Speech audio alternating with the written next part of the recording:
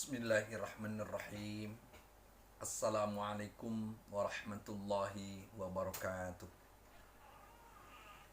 Alhamdulillahirrabbilalamin. Assalatu wassalamu ala asyrafil anbiya wal mursalin wa ala alihi wa ashabihi ajma'in. Masya Allah kan wa ma lam yasha lam yakun, la hawla wa la quwwata illa billah, amma ba'du. Para ikhwatul iman, hamba-hamba Allah, muslimin, mukminin, wabil khusus yang ada di Majlis Taklim Pondok Labu, yang sampai detik ini Majlis Taklim tersebut sudah berlangsung hampir 36 tahun. Namun kajiannya baru sampai surat Asy-Syu'ara. Jadi pada saat sekarang ini mari kita mengkaji, mempelajari ayat-ayat Al-Quran dalam surat Asy-Syu'ara. Kajian kita di saat kondisi sekarang ini tidak bisa kita berkumpul, berjumpa dalam sebuah majlis taklim, tapi melalui sarana ini, insya Allah mudah-mudahan ada manfaatnya. Jadi tidak ada libur lah, insya Allah. Mohon dimaklumi oleh ibu-ibu sekalian, oleh para hamba Allah semua, karena situasinya dalam situasi yang sedang mewabah virus corona. Bahkan para hamba Allah yang dirahmati Allah, subhanallah, corona ini kalau sedikit saya singgung, Masya Allah, Al-Quran pun sampai menyebutkan dalam surat Al-Ahzab ayat yang ke-33, itu ada kalimat waqarna fi buyutikunna. Khitab ini ditujukan kepada kaum wanita, yang di dalam ayat itu hendaklah tetap tinggal si wanita, karena di situ ada isim domir yang muttasil, yang mustatir adalah hunna. Hunna ini ditujukan kepada kaum wanita. Hendaklah kalau bisa kaum wanita tuh tinggal di rumah. Dan alhamdulillah dengan dikirimkan tentara Allah ini semua pada di rumah, sedang qarn gitu dalam ayat ini. Terutama karena khitab ini ditujukan kepada kaum wanita, ini juga Allah mengajarkan agar kaum wanita ini tidak begitu bebas berkeliaran di muka bumi ini. Jadi menjadi sunatullah, dan ini perintah Allah. Yang kedua, di ayat itu pun kaum wanita ini sudah semakin melampaui batas dalam hal-hal yang sifatnya berhias, sebagaimana berhiasnya tabarujal jahiliyah. Orang-orang jahiliyah dulu sudah keterlaluan, makanya oleh Allah diingatkan dengan corona ini. Itu ada pada ayat 33. Jadi ini pelajaran dari Allah, hikmah yang kita bisa ambil dari peristiwa ini, menunjukkan satu, kekuasaan Allah yang maha amat kuasa. Yang kedua, lemahnya kita. Kemudian rahasia di balik peristiwa ini masih terlalu banyak yang belum kita ketahui. Yang maha tahu Allah rahasianya. Nah, para ikhwatul iman yang dirahmati Allah, langsung saja kita bahas. Namun sebelumnya kita awali dulu dengan doa talabul ilmi. Bismillahirrahmanirrahim. Rabbi zidni ilman, Allahumma anfa'na bima 'allamtana wa 'allimna ma yanfa'una warzuqna ilma yanfa'una, amin ya rabbal alamin. Ayat yang ke-200 kalau tidak salah, mudah-mudahan tidak salah. A'udzubillahi minasyaitonirrajim. Bismillahirrahmanirrahim.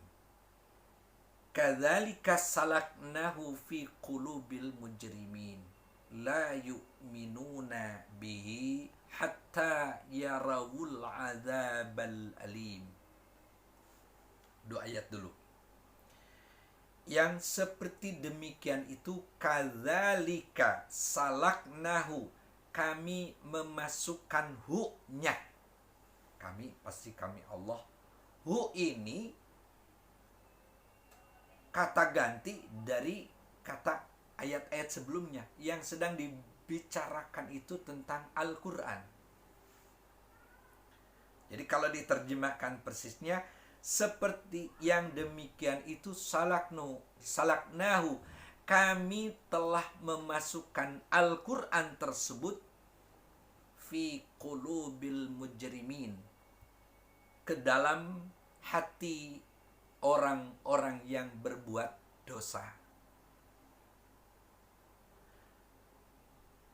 Asalnya para hamba Allah ini membicarakan tentang ulama di kalangan Bani Israel.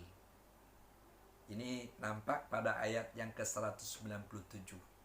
Bahwa di dalam kitab-kitab sebelum Al-Quran akan kedatangan Nabi Muhammad Sallallahu Alaihi Wasallam dengan berbagai macam sifat-sifatnya, baik dalam Taurat, Zabur, Injil, itu sudah termaktub. Kebenaran tentang Al-Quran yang sekarang kita pelajari itu sudah disebutkan di dalam kitab mereka. Dan Bani Israel di kalangan para ulama-ulama mereka, itu mereka tahu betul bahwa akan diturunkannya seorang nabi terakhir membawa kitab yang namanya Al-Quran. Mereka tahu. Namun sekalipun mereka paham, mereka mengerti, tetap mereka menolak. Inilah yang disebutkan pada ayat ini, kadzalika salaknahu fi qulubil mujrimin. Seperti yang demikian itu, kami masukkan Al-Quran tersebut ke dalam hati orang-orang yang berbuat dosa. Mujrim itu orang yang sudah kelimang dalam dosa. Lalu hikmah untuk kita ayat seperti ini, tidak usah heran dan jangan heran kalau ada orang-orang yang faham, mengerti, bisa pandai Al-Quran, tapi justru tidak berhenti untuk berbuat dosa. Karena di dalam hati mereka pun ada memahami Al-Quran, tapi dosa terus dilakukan. Nah, orang-orang seperti ini walaupun paham, mengerti, hafal, bahkan mungkin fasih Al-Quran, mengerti, tapi tetap tidak berhenti berbuat dosa. Ini sama halnya seperti yang pernah dilakukan oleh ulama-ulama Bani Israel.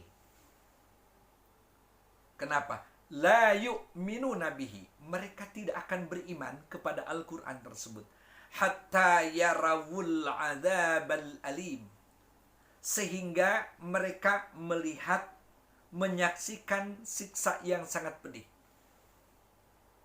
Kalau sudah datang sebuah siksaan, azab Allah yang didatangkan kepada mereka, baru mereka saat itu akan menyatakan beriman.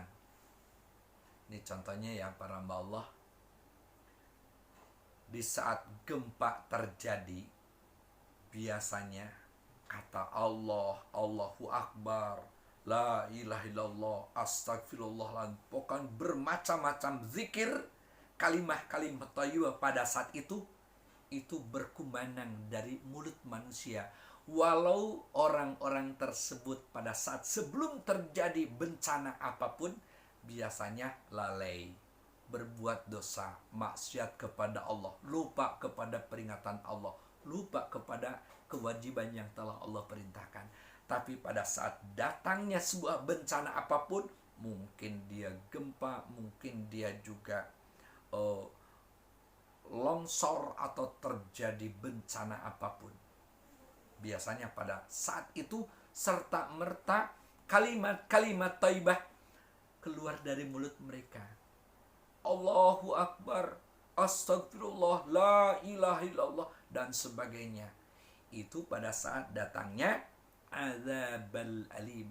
Tapi pada saat tidak datangnya azab, mereka seakan-akan tidak beriman kepada kebenaran Al-Quran, kepada kebenaran Allah. Nah, para ikhwatul iman yang dirahmati Allah, jadi kedua ayat ini asalnya mengkisahkan, menceritakan tentang sifat watak ulama-ulama dari Bani Israel yang menolak atas kehadiran Nabi Muhammad sallallahu alaihi wasallam. Dan mereka mengerti, kitab mereka mengerti. Ketika datang dan diturunkan Al-Quran, mereka pun paham kok. Nah, ini yang dimaksud kadzalika salaknahu fi qulubil mujrimin. Adapun hikmah buat kita yang bukan ulama Bani Israel, sangat mungkin ada di antara kita, di antara orang-orang yang beriman, yang mengaku beriman, faham tentang Al-Quran, tetapi tidak berhenti untuk berbuat dosa. Ini masuk dalam kelompok al-mujrimin.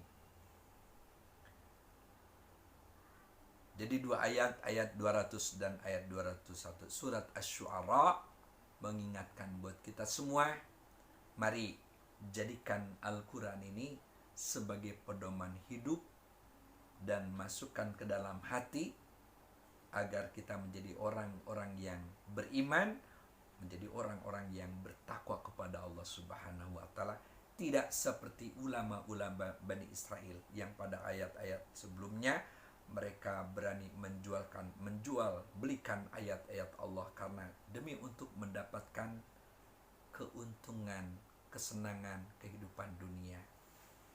Tapi bagi orang-orang yang beriman, benar-benar beriman, bertakwa kepada Allah, hanya takut kepada Allah. Inilah pesan yang disampaikan pada ayat-ayat yang dikaji pada ayat-ayat sebelumnya pun demikian. Semoga ada manfaat buat kita semua dan kita diberikan kesempatan untuk menjadi orang-orang yang segera bertobat kepada Allah dan bertakwa kepada Allah dengan sebenar-benar takwa. Ya ayyuhalladzina amanu taqullaha haqqa tuqatih wa la tamutunna illa wa antum muslimun. Demikian kajian kita untuk Majlis Taklim di Ibnu Armah, Pondok Labu, Pangkalan Jati. Dan kita akhiri dengan doa kafaratul majlis. Subhanaka Allahumma wa bihamdika asyhadu an la ilaha illa anta astaghfiruka wa atubu ilaik. Walhamdulillahirabbil alamin. Billahi fi sabilil haq. Wassalamualaikum warahmatullahi wabarakatuh.